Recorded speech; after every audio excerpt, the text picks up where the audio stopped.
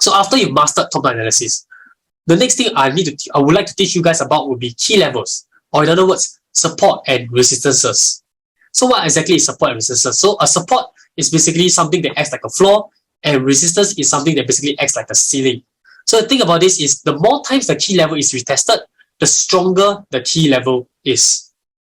Okay, so just to give you guys a graphical example of what it basically looks like on the chart. Okay, sorry.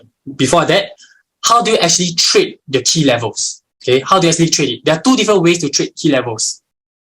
Number one would be via the bounce. Okay, so what the bounce strategy basically means is, imagine when price reaches a certain key level, you imagine that price is actually bouncing off it, or rather is getting reflected off the key level. So imagine like a basketball. You throw the ball at a wall, and the wall is the key level. Right? What it does is it basically bounces back to you. So you trade it as though like a bounce. So once price reaches the key level, then via the bounce strategy, you can actually choose to open a position whereby it takes the direction where it reflects off the key level. So that's number one, a bounce strategy. Number two would be the break, retest, continuation.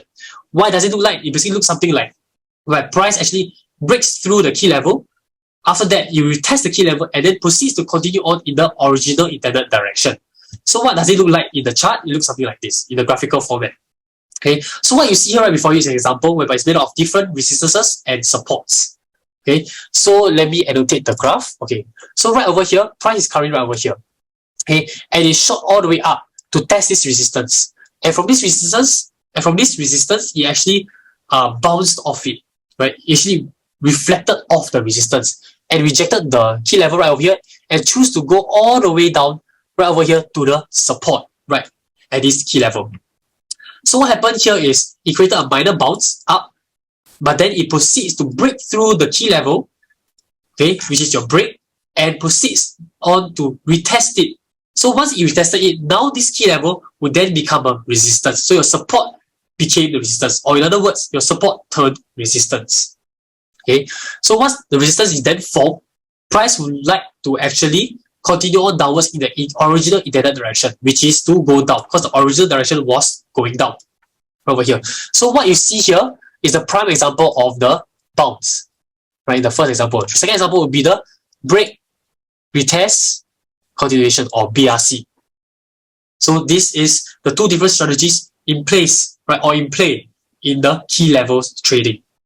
Okay, and the thing about key level is a support does not necessarily mean it must be a support forever. A resistance does not necessarily mean it must be a resistance forever.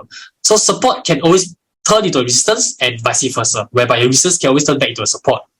Okay, but one thing about it is key levels can always remain the same. However, your support and resistance are always interchangeable. Right? So this is one way to actually trade your support resistance. Find number one, the bounce, and number two, the break, retest, continuation.